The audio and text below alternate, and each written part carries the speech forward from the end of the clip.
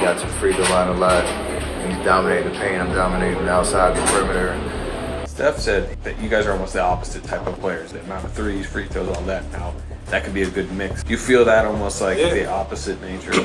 You know, they say opposites attract in a lot of ways in life, and I don't think I could be a better complement to him and vice versa.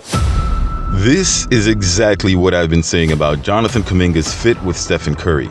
Interesting that they were having trouble fitting a 6'7" forward that doesn't need to shoot threes next to Steph Curry and wouldn't pay him $30 million, but decided to offer $60 million a year to such a player. The Warriors are an interesting organization. Hey, what's happening, everyone? This is Switch Culture. After being down 24 points to the Bulls, Golden State comes back to blow out Chicago by 21 points. How about a 4-point play? The 3 down and a free throw coming. Going up by as much as 25 down the stretch. Could this be the second option the Warriors are looking for, and is Jimmy more of a 1A, 1B instead of a number 2? The Warriors acquired Jimmy Butler in a trade that saw the Miami Heat acquire Andrew Wiggins. The Warriors also lost Dennis Schroeder, Kyle Anderson, and Lindy Waters III in that same trade, which also involved Detroit and the Utah Jazz. The Raptors were initially a part of this 5-team trade, however fell out on acquiring Anderson, who will be staying with the Heat. So if you were wondering why you didn't see some players suit up in the matchup against the Bulls, that would be why. While there was a lot of opposition to the Warriors acquiring and paying Jimmy about the same as Steph Curry over the next couple of years, after Jimmy's performance in his first game, there seems to be a lot of optimism on what he could bring to the team. Considering the Warriors are still missing one of their young stars, the prospect of a trio that includes Steph Curry, Jimmy Butler, and Jonathan Kuminga looms large over what could be a special post-All-Star break run for the Warriors after what has been the team's worst slump in recent memory, one that saw the Warriors go 13-23 before last night's game. But what can Jimmy bring to the Warriors that makes him so special, and what could the Warriors accomplish realistically after losing Wiggins and gaining a superstar that led his team to the NBA Finals more than once? A true number 1 option next to Steph Curry. So while it might be too early to say, the Golden State Warriors might be back. Stay tuned to find out. Before that, however, don't forget to like the video and subscribe to Switch Culture for the most analytical and entertaining NBA content on the planet. Now get ready. You're about to get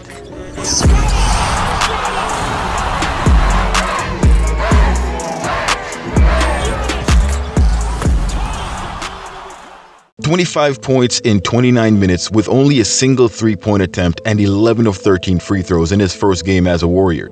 Immediately, without even breaking a sweat, Jimmy is making his presence felt on the team before he's even had a chance to settle in.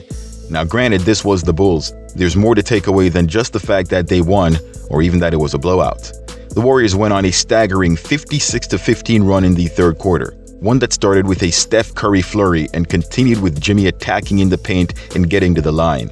This tandem works in the same way we've seen the Warriors find success with Steph and JK. Both players' games complement Steph Curry in a way that allows these players to play together or separately without reducing their overall individual impact. This is what happens when players have minimal overlap in talent. A few examples we've seen of just the opposite actually just took place, and we'll be seeing it shortly, is Luka Doncic playing next to LeBron James. The Phoenix Suns are another team who, with Devin Booker, Bradley Beal, and Kevin Durant, there's so much overlap they've found it rather difficult to find success. They don't have a physically dominant player that can go get buckets. While they have very skilled players, they still need someone who's able to overpower the opponent and get to the basket at will in a very physical game.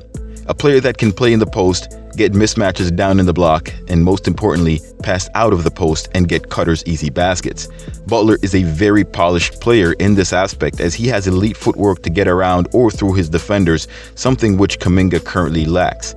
Also, during Kerr's post-game interviews, he pointed out that Jimmy's passing is what he was most impressed with, because he is aware that JK is able to do most of that.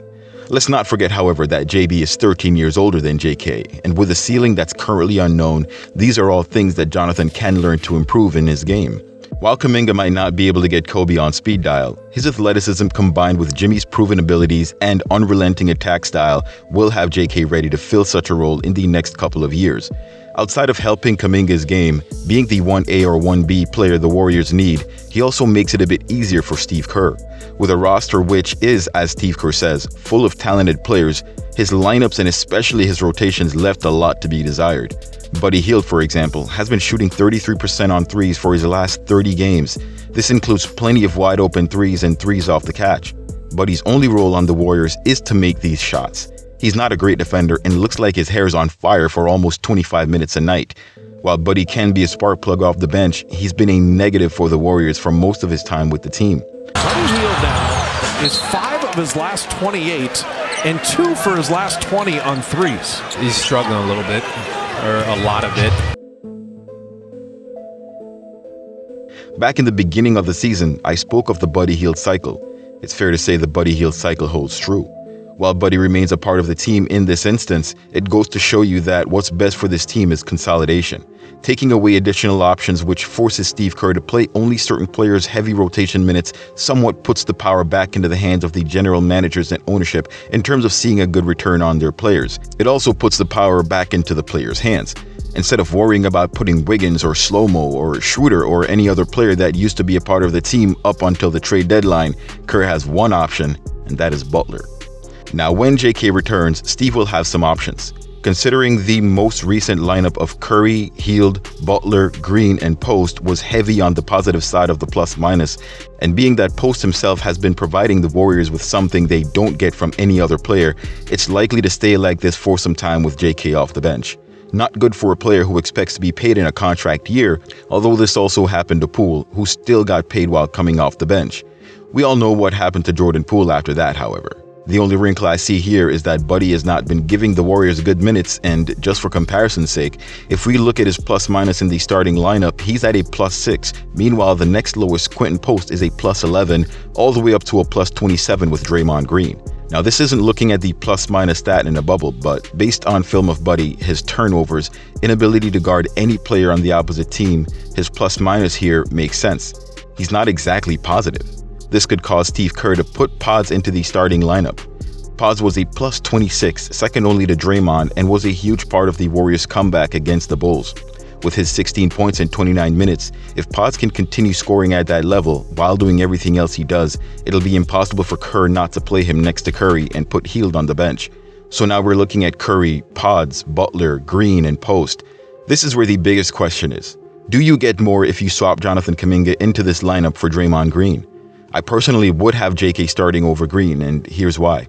Draymond only attempted 2 field goals all night and finished up with 6 points. Hield is a huge negative, but he's the one taking those shots from hypothetically a third scorer next to Curry and Butler. With 19 shots for Curry, 12 for Butler, and 13 for Buddy, who had 14 points, a third scorer who is also reliable, like Kaminga, who's better defensively and more switchable, could give you that type of offense at minimum. So because Draymond needs a player like Hield on the floor to offset his game, it would be more beneficial if the Warriors start Pods to start Kaminga as well and have Draymond play with Hield off the bench. Now, because of tenure in politics, we know that Steve Kerr is not going to do that, and actually did quite the opposite. We had JK coming off the bench with Hield. That worked because Buddy was putting up north of 20 points per game. That is, 21 points per game in 26 minutes. That combined offense between JK and Buddy blew the doors off opposing teams. Nowadays, however, we see Draymond starting with Buddy in the lineup, so when JK gets back from injury, it will be pretty obvious that Kerr doesn't match his lineups and rotations. He doesn't put players on the floor who play well together. What he's saying is Draymond is the starting power forward, and both Kuminga and Moody are power forwards who will come in behind Draymond regardless of whether the pieces fit. We could write an entire piece about it, but you guys tell me. It doesn't seem to be a talent issue.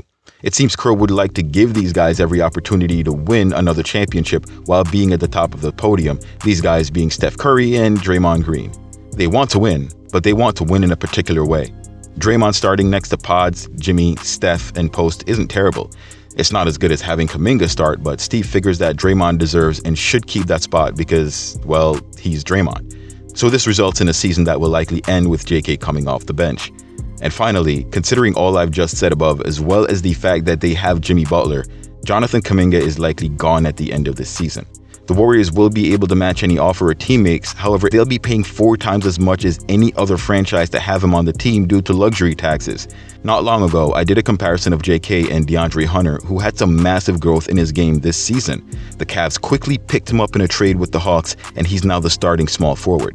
As a matter of fact, when it comes to JK, the Warriors can't afford to start him because he will play himself into a max contract, something they seem to be trying to avoid. They would assuredly have to let him walk at that point due to their inability to afford him. Some team is going to sign him and he will be starting for them next season. The only way any of this changes is if Jimmy struggles in the playoffs and the Warriors trade him for scraps in the off-season. Scraps meaning matching salary and low-talented players.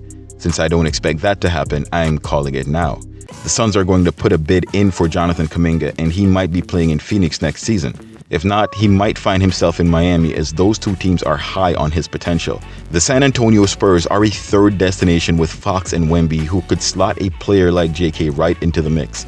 A starting lineup featuring Stephon Castle, De'Aaron Fox, Jonathan Kuminga, Victor Wembanyama, and possibly a player like Mark Williams who might be available as well would probably do just what OKC has been doing. The Spurs have the cash as they'd simply just have to clear Harrison Barnes and Chris Paul's salary to get it done. But that's enough speculation on JK's future. Why don't you guys let me know what you think? Does Jimmy change the Warriors' playoff outlook? Does the presence of Jimmy mean no Jonathan Kuminga? Post your thoughts in the comments below. Before that, however, be sure to like the video, subscribe to the channel, and turn on all your notifications so you don't miss any of my latest uploads. Thanks for watching. Till next time. Swish!